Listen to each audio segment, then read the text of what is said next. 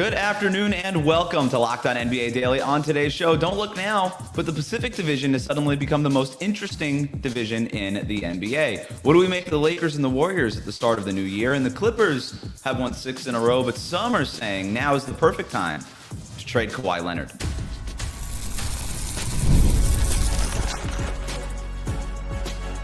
You are Locked On NBA, your daily NBA podcast. Part of the Locked On Podcast Network, your team every day. All right, welcome back to Locked On NBA Daily, part of the Locked On Podcast Network, now the #1 sports podcast network. However you're tuning in on YouTube or on your podcast app, thanks for making us your first listen every day. Today's episode is brought to you by FanDuel. Before tip-off, check the FanDuel app and see what's dropping during NBA Happy Hour every Friday from 6 to 7:30 p.m. Eastern. I'm Wes Goldberg. Today, we're talking about whether the Clippers should start shopping Kawhi Leonard before the trade deadline, the surging 76ers, and we'll get to our faves from the week, and we're doing it with the help of Locked On's local experts. I have two of the best with me, as always. From the Locked On Nuggets podcast, he's a senior NBA writer for the Action Network. It's Matt Moore. Matt? I'm just glad that we got Haize back from the prayer circle for the Bears. Glad we got him back. From the Locked On Bulls podcast, he's a Bears and Bulls creator for Bleacher Report. It's Haize. If anybody would have thought that which of me and Matt's teams or football teams are preparing for the playoffs, it'd be mine over his. Man, it's been a good year for me. I've asked you before. You know, look at this Final Four in college football. Look at this Final Four. Miami, Oregon, Ole Miss, Indiana. It's a year of fluke random outliers. So, well, excuse me. Wait, hold on. I was liking where I was going. The Miami Hurricanes are not a fluke. They have spent a lot of money in recruiting. Thank you very much. Let's start in today's show by taking a look, though, at the Pacific Division, which is suddenly very interesting, guys. The Lakers are still on top at 20-11, but are 5-5 in their last 10, and they've been wobbly lately. The Suns are playing well. They're in second place in this division. I don't think a lot of people expected that going into the season. The third place Warriors have been up and down, mostly frustrating all season. The Clippers now have won 6 games in a row, and then there are the Kings at the bottom, but many expect them to make a move before the trade deadline. So they're interesting in a different kind of way, I guess. But Matt, when you look at this division, who is most likely to turn their season around? I think this is actually a really interesting question, right? Because the Clippers are playing absolutely ridiculous right now because Kawhi Leonard is shooting the leather off of the ball. Like, he has been playing great over the span, and I'm not somebody that says that too often about Kawhi. He's been awesome. What's interesting, I think, is like trying to figure out if this is a blip and like an easier schedule spot for the Clippers, or if there's something real kind of turning around here. The Warriors, I think, are really fascinating because they've got a tough remaining opponent strength of schedule. But the stuff I care more about is how prepared are you to win? And they've had an absolute nightmare when it comes to the schedule so far for the Warriors. They've had 7 rest disadvantage games to only 4 rest advantage games. They've played the most away games already. They're tied for the second most back-to-backs. So they've played a road-heavy, low-rest schedule with this old roster. And they're in talks for both Michael Porter Jr. or one or the other, Michael Porter Jr. or Anthony Davis or somebody else. So I think there's a lot of upside here. I'm not saying the Lakers are absolutely going to fall apart, but I do think that when I look at just the kind of the way the NBA schedule works, I think Golden State's actually got a lot of runway for a good second half of the season. They do. And I think the key thing is what's going to happen with this. Jonathan Kuminga is going to be traded. He's going to be moved. And whatever they get back in that move, I think is going to be a big telling part in how the rest of the season can go for the Golden State Warriors. But I would trust them. The Phoenix Suns have been, a great story. The fact that they're as far as above 500 is what they are. I didn't expect at this point in the season. I'm not even going to lie to you. And they've been a fun team to watch. The Lakers are the Lakers. They have a lot of talent. Defensively, they lack some things, but this Golden State Warriors team, there's something about them to where if they, like I said, if they make the right move, I think they can be right back in that middle of the pack in the Western Conference, maybe even avoid the play-in. We know that Jimmy Butler can go off in the second half of the season to keeping Draymond focused. If this Warriors team moves coming in the right move, or they finally decide to get fancy and move Dre in an even bigger move, watch out for the Warriors this season. Well, and I think some of this is also, it's like, okay, why are you guys talking about divisions? All right, so let me try and actually put some context on it. The biggest thing, and I try and hammer this home, if you win your division, you automatically win every single tiebreaker, multi-team tiebreaker that you wind up in. And if you're like, why does that actually matter? You have had 53 tiebreakers over the last 10 years that have decided seeding in the NBA. Like, think about that. Like, you were talking about that is massive.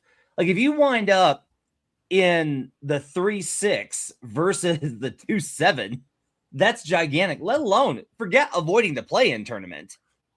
Just think about the quality of opponent of staying out of OKC's path, about how much that can change things. So, like, that's where the division starts to actually matter. And I do think that there's something to be said too for whichever one of these teams I think gets momentum by the end. They're going to have the best chance, I think, of disrupting things when it gets to the playoffs. Because right now it feels like if Denver gets healthy, it's OKC, Houston, Denver, and San Antonio. If anybody's going to disrupt it, it's going to have to come from that Pacific division because it's the only one left. Yeah, no, I don't disagree with any of the points there. I think we've talked a lot about what these teams can turn around. Like the Warriors, we expect them to be a little bit better. I think it is worth mentioning, to Haize's point, Jonathan Kuminga is eligible to get traded on January 15th. So we are coming up to that date where we're going to be having more episodes on Jonathan Kuminga if you guys didn't have enough of those during the offseason. Yay! And they have one road game for the first 20 days of January, which I think is really interesting for the Warriors. So we will see what the Warriors are all about. The Lakers, we know what the kind of ceiling that they could hit with LeBron, Luka, and Austin Reeves when those three guys are healthy. I guess the next logical step to take this is when you look at these teams' ceilings and what they could accomplish potentially in a playoff scenario. Is it still just the Lakers? Don't they still have the highest ceiling, Haize? Yeah, I mean, I think it's fair to say that they still have the highest ceiling for now until we see moves, things like that. The Lakers, I don't even necessarily view the Lakers playoff ceiling as all that high. And, I've been like that since the beginning of the season, like because of the things that they lack defensively at times. I just don't know how far I see them going, but I do think it's fair to say they have the highest ceiling based off what we know right now. Go take a look at Reddit had a pretty phenomenal clip on our NBA of Luka Doncic's defensive performance versus the Pistons. And this is getting to be a little bit of a conversation. Like, it's getting to be a little bit of a discussion about whatever happened to that men's health cover. What I thought he was in great. I thought everything was going to be different now that he gained abs. And it turns out that Luka Doncic is still an absolutely horrific defender who gives no effort. That compromises your team. The numbers since LeBron got back are stark. What do you do there? Like, what do you do? Like, I mean, we're talking about like an 8-point drop off in defensive rating. That'll even out. I'm sure it'll even out. But man, I just think there's a lot of questions here. The one team we probably do need to talk about more because we just kind of like yada over them. If Jordan Ott wins this division, that guy is winning Coach of the Year. With this roster, who no one thought was going to be good, I was like, hey, the Suns are actually going to be pretty decent. And everyone thought I was insane, and I didn't go far enough. And they're actually, if you look at some of the numbers, I thought that they were like on this like gradual decline. Like, oh, they started off high, and they're just kind of selling back. Nope. They went up, they plummeted. They're rebounding now, back up. And guess what? They're going to get Jalen Green back, which might be a negative, might be a positive. But the initial results were pretty good, and just the more talent is going to help them. The Suns deserve so much credit for how this season has gone, and God, does it make Kevin Durant look bad. I'm glad you brought that up because I think we do spend a lot of time just in general NBA conversations, who can win the championship, who's going to be making a trade. This team in the Phoenix Suns is such a great example of how you could trade a superstar player like Kevin Durant, get the right pieces and fit guys and culture guys back in return, get that trade right, get the head coaching hire right, which to your point, Matt, Jordan Ott is doing a phenomenal job there in Phoenix. And nobody's saying that the Suns are going to do anything like win the title this year, but you can turn things around pretty quickly in what seemed like a really dire situation, Haize, this time last year with Durant and Booker and Beal and everything like that. They have turned that around pretty quickly here. Yeah, I mean, like you said, it goes to show what roster construction and fit does matter in a case like that. It's not as simple as you put a bunch of talented players out there and boom, you win basketball games. It's not that simple. I wish that it was. It's about the fit. It's about the culture. It's about a lot of things that play into that I don't think we talk about enough in some instances. I think that's what you're seeing from the Suns here. You now have a team that just better fits playing off of Devin Booker. You have guys that better fit the needs that you need around a player like Devin Booker. You still have a long way to go to get back to being a team that can get to the finals, but they're a lot better than I was expecting. That's for sure. Man, shout out to Ben Garcia, who was the first one to kind of talk about how this team would be great defensively. They're not great. They're 12th, right? But they've had a really tough strength of schedule in terms of defense. They faced elite offenses almost every single night because welcome to the Western Conference. But man, like Ben was right about like the identity of this team because they're gritty, they're tough, and they're honestly a really fun watch. Shout out to them, man. Sure. Absolutely, and that's with centers being in and out of the lineup because of injuries and things like that. They to be up as far as 12th is a huge win. Meanwhile, the Clippers have won 6 games in a row, but now it might be the perfect time to shake up the roster. Make it take it is next. Today's episode of Locked On NBA Daily is brought to you by FanDuel. Fridays already feel different during basketball season, and with FanDuel, they're making them even better. Every Friday night before the games tip off, FanDuel gives fans a new way to kick off the weekend with NBA Happy Hour. NBA Happy Hour is your official pregame, a limited time window where special offers drop right inside the FanDuel app before the action starts.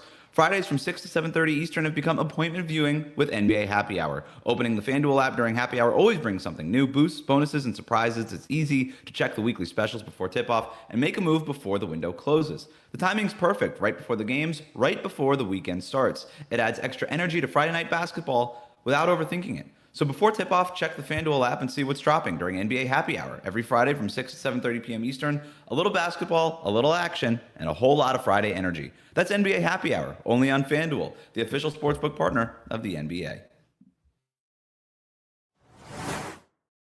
Welcome back to Locked On NBA Daily. The best way to support the show is to subscribe on YouTube. We air Mondays to Friday at 1 p.m. Eastern, wherever you get your podcasts.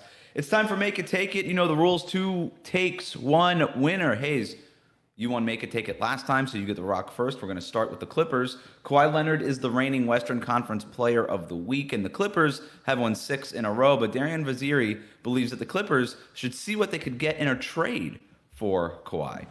I would still be listening to calls right now because, my goodness, if no team wants Kawhi, they're drunk.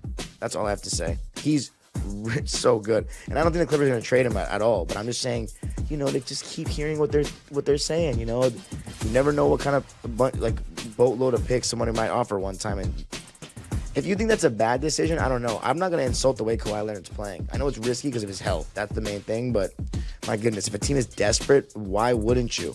Because the Clippers want to pivot in a couple of years. Haize, you get the ball first here. Should the Clippers look to trade Kawhi Leonard right now, while arguably his value is as high as it's been in a long time? Yes, absolutely. You should be looking to do that anyway. It's time to move on from this roster. Winning the games they have in a row is all great. They're still 4-15 above 500 teams on the season. They're still the 11th seed in the Western Conference, and we're not even really into January yet. Like the Clippers, it's fine. They've won games, but this roster is already one of the oldest rosters. You've already seen it. You can't bet on Kawhi Leonard's health. At this point, you do need to start planning for the future to be, asinine not to. Like the glimpse here, the championship window is closed. It's not open anymore. It's a mirage that you're seeing. So if you have value out there for your pieces, especially Kawhi Leonard, you take advantage of that right now. I think it's only if you find a team dumb enough to give you a young piece. Like Darian mentioned the picks. I don't think the picks are the way out of this. If you call up Houston and Houston is so greedy and desperate to try and put itself into title contention and they think that they're better than they are, I don't see any scenario where they're like, yes, we'll give you Amen Thompson for Kawhi Leonard. I don't see any scenario. But if they were to be like, yeah, okay, all right, now you're like, all right, give me Amen Thompson, salary filler, and picks.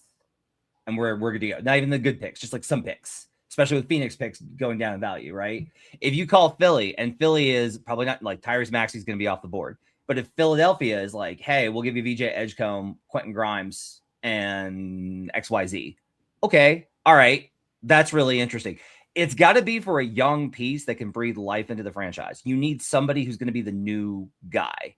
That to me is the trick. The reason you probably don't trade him, honestly, is that to trade him, you probably have to trade James Harden too. Good luck finding value on trading James Harden. Good luck on finding anybody who's like, yes, we want to be in the James Harden business at this point in his career. So from that standpoint, like I like selling high. I like moving on from this roster. I think everything Haize says is true, but you can't just trade him to trade him. You got to be able to find something that's actually going to move your franchise in a meaningful direction.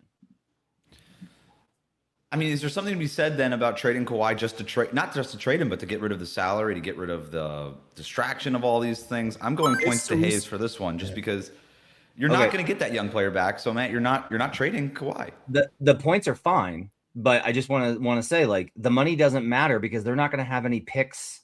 Their picks are all owed to OKC anyway. They're not going to have any rebuilding upside to begin with.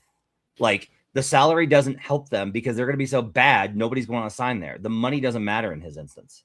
Unless Steve Ballmer gets a massive fine and he's looking to save some money somewhere at some point. Yeah, Steve Ballmer definitely hurting for cash. True. That's very true. Can I throw a trade out there to you guys? A trade idea that came up with right before we started recording here. Trae Young for Kawhi Leonard? Who says no? I mean, the Atlanta Hawks just traded for Porzingis, and I mean, well, they just got Porzingis, and he's injury prone. I don't know if they want to trade for another potential injury prone player. How many years are left on Kawhi's contract? 2. They may do it. They may do it. I would just the big problem there, honestly, is just like Kawhi. This is I screwed up on my own make a ticket. The real answer here is no, you don't trade Kawhi because you're not going to be able to. Because Kawhi's going to say, I'm not playing for anybody else. That's the real answer. Kawhi's not playing for anybody else. You trade him to Atlanta, and he's like, good luck. I'll be over here planting trees. Allegedly. He's got a lot of trees that he's probably owed to plant. Anyway, all right. Let's talk about the Philadelphia 76ers, who have won back-to-back games after beating the Mavericks last night. And Locked On Sixers says it's the best the big four have looked for Philadelphia: Joel Embiid, Paul George, Tyrese Maxey, and VJ Edgecombe. The Sixers, they got a lot of talent, man. And now more so than ever, it feels like, yeah, we've talked about health and we've talked about guys staying healthy and all that. But now more than ever, it feels like you could have the best roster you've had in a very long time if these guys stay healthy. This has given me the last 2 wins, the way they've won, the style of play, having guys available. It makes me feel, Keith, more optimistic about what this team could really do. And this is still without, even Kelly Oubre being healthy and playing. I'm not going to sit here. I'm not going to ask you guys, can the Sixers win the title? I'm not going to do that. I'm just going to ask you a simpler question here. Haize, it's back to you since you won the last round. How far can the Sixers go with all the talent that they have with Embiid and now Paul George back in the lineup? Okay, so the if part of this is that if they are healthy, yes, they can go far in the Eastern Conference. There's no doubt about that. If this team is healthy, and finally they do have a team that is still winning basketball games even without Embiid being healthy. So that's a thing that I've been calling for the 76ers, to build a team that can win without Embiid for a while to some degree. If Embiid can be healthy, guaranteed for a playoff run finally, and Paul George on top of that, I wouldn't be surprised if this team does go on a run in the East and has a chance to make the Eastern Conference Finals. I would not be surprised because it is the Eastern Conference and they do have talent on that team. It's the biggest thing is betting on any type of health from Joel Embiid and Paul George. Like, they have like one healthy leg combined between the two of them that you would want to bet on. So that's the concern. If take the health question out of it, they can go far in the East, but I don't think we can realistically take that question out. I'm so tired of talking about health with all these teams. Like, I'm just tired of it. I'm just so over it because I'm like, look, somebody's going to be hurt. That's how it goes. You're going to have to deal with injuries. That's reality in the NBA, regular season, playoffs, whatever. You're not like, you can't be like, boy, if everything goes exactly right for us in a situation where it doesn't go right for anybody, look at how good we could be. The fact that they're still 2 games back of Boston, who tore down their roster and doesn't have their best player, is that's pretty meaningful. The upside, I think, is if they embrace being Tyrese Maxey's team. That's how high I am on Maxey. If Joel Embiid moves from being the centerpiece to just being a passenger, I think you can win. If you're dependent on Joel Embiid to show up at a game 6, game 7 elimination environment, you're going to lose. But if you show up and it's like, this is Tyrese Maxey's team and he's going to be the one to carry us, yeah, you can make a conference finals. You can get there. You can, and honestly, you can probably make the finals based off of how vulnerable the Eastern Conference is. You'll get wiped out, but that is the factor to me, is whether or not this team understands that Tyrese Maxey is the franchise right now and going forward. Very few players playing as well as Tyrese Maxey this season. He looks like the real deal. Points to Matt there for calling that out. The Sixers still have a negative net rating when those four guys play on the court together. Now, there's a lot of that is kind of dragged down by the beginning of the season stuff, and that does look, at least, eye test wise, a little bit better lately. I do like the way that Paul George is fitting in, despite the salary slot that he is. He's kind of fitting in as that kind of overpaid role player, but you don't want him taking the ball away from these other guys too. The really interesting thing is that Joel, Paul, and Maxey are plus 17.9, and Joel, Paul, and Edgecombe are plus 16.5. It's limited minutes, 48 minutes for each, but I was trying to avoid numbers since you have not liked them. But those two different variations are working. It's just the combo, which means it's probably noise. They know how to play together, and that's meaningful, I think. There's been a lot of talk about unwritten rules lately in the NBA after Giannis's windmill dunk at the end of the Bulls game, and guys like Draymond Green and Anthony Edwards leaving their team's bench in the middle of games. Matt, ball back to you. Should there be more respect for these unwritten rules? And we got to do this last round quickly. If the players will go hard every night, then we can start talking about unwritten rules. But until we get to a situation where we can actually say that everybody's going hard, you want to not have them doing this stuff, then maybe you should be putting better efforts onto the floor to earn the respect of the opponent. Usually I like these kind of things. I'm a Midwest guy. I like respect for the game. I like sportsmanship. But you know what? If we're going to have this NBA where half the time these teams are just like, whatever, then yeah, it's totally fine. If Giannis dunks on them at the end of the game or whatever else, I got no sympathy for you until you start being a team that's worthy of respect. I said I was going to embrace petty in 2026. So, yeah, I don't care about any unwritten rules. We don't even care about fundamentals in the game of basketball anymore. People doing the fundamentals is now this special thing. So, unwritten rules, I'm not surprised that these younger players, this generation doesn't care about the unwritten rules. When you have players of Giannis's, ilk doing things like that, you're just going to see him around more. Look at what John Morant has made it with the NBA and his three-point celebration, though he's shooting a terrible percentage from three. So it does not surprise me. If you want people to respect the unwritten rules, it is going to be on the other team to enforce that and to make it felt when they don't, and make some consequences known. Haize, as always, I respect your commitment to the bit, your commitment to your resolution, but you also just agreed with Matt, and because Matt went first, he gets the points here. Sure. That's how Make It Take It works. Matt, congratulations. You're the winner of Make It Take It this week. We talked about the Sixers playing well right now. Well, they face a real test of that this weekend. We're going to talk about that next.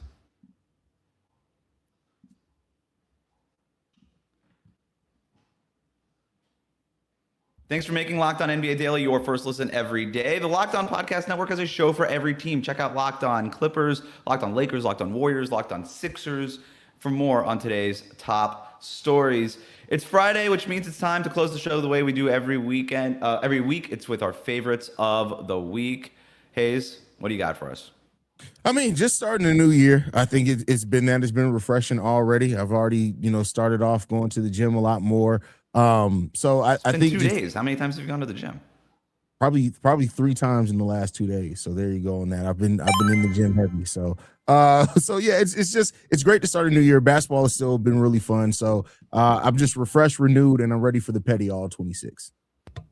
I'll go back to last week and just like all the Christmas festivities and the great slate of Christmas games. They had record ratings for Christmas for the NBA, which is great. Everybody's like, it didn't touch the NFL. Yeah. Congrats to all of you that watched the terrible quarterbacks playing each other on Christmas. You definitely spent your time well, as opposed to watching the awesome games on Christmas. Thought those were phenomenal. But one thing I will say, we got to bring back the Christmas jerseys.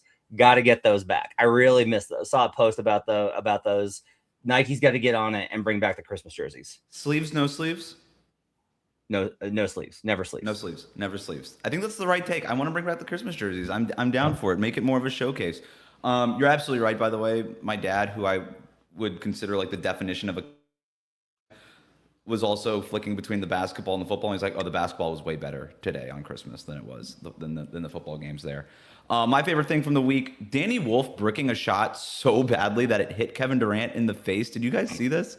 Yes. Then Durant, the cameras or the microphones from the backboard or wherever actually catch Durant yelling at Danny Wolf, trash ass miss Wolf. And I love that for so many reasons. Number one, Kevin Durant knows who Danny Wolf is, which, as you guys know, a lot of these veterans don't pay attention to who the rookies are. And that he calls him by his last name. And then I imagine now Danny Wolf, probably his entire life, has been one of those guys that go by his last name. He just goes by Wolf, which I also love. I also want to end the week on our power rankings of our favorite, of the biggest games of the upcoming week. Okay. The sound didn't work. We're going to skip right through that. Top 5 games for the weekend. Number 1, Timberwolves at Heat on Saturday. You've got the surging Miami Heat who have won 4 games in a row. The Timberwolves who have been a little bit up and down, but Anthony Edwards always must-watch TV. I think this is a good test for both teams. Number 4, Celtics at Clippers. Jaylen Brown versus Kawhi Leonard. Matt, I see you thinking here. That one's really interesting just from the perspective of kind of how it matches up. Like, this is a spot for Zubac to kind of get right? And it might be, honestly, there's been a lot of talk about Zubac getting traded to the Celtics, so it might be a little bit of a trade showcase there as well. Maybe some Brad Stevens, Lawrence Frank discussions happening. Zubac on the Celtics, man, I would pay to see that. Let's keep a close eye out on some of those off the court things. Number 3, we're going to Texas. It's Rockets at Mavericks. Love how the Rockets have been playing lately. Kevin Durant has been playing really well. Cooper Flagg, guys, right back to the top of the rookie power rankings. He looks incredible lately. Had a huge dunk against the Sixers the other night. I think that's going to be a really fun one. The Rockets are going to win this game by like 30. You think? The Mavericks are terrible. That team is awful. Good for Cooper, but God, that team sucks. Cold water on it. Maybe I should have made that 5th. Number 2, Thunder at Suns. Yeah. Is the Phoenix Suns our team now, guys? They may be slowly becoming that because they are very fun to watch. They're definitely one of my league pass teams for sure. You want to know why? Because they try every game. They play hard. That's true. Is Dylan Brooks the league pass MVP of the season right now? Dylan Brooks is such like he's the perfect example of a player you probably hate when he's not on your team and you love him when he's on your team. Absolutely. As a Heat fan, those are exactly the kind of players I root for. And number 1, it's Sixers at Knicks. To me, that's the game of the weekend. I think we're going to see a lot about what the Sixers team. The Knicks kind of feel like they need like a pretty decent win here, and I think beating Philadelphia right now on the heels of these back-to-back wins would count as that. I'm kind of rethinking it. I kind of want to go back to Thunder at Suns as my number 1 here. But Sixers at Knicks is going to be a really interesting test for both of those teams. If you like what you heard today, subscribe to Locked On NBA Daily wherever you get your podcasts, including on YouTube. Thank you to Matt and Haize for their expertise every day. Thank you for making the Locked On Podcast Network your first listen. We'll see you right back here next week on Locked On NBA Daily.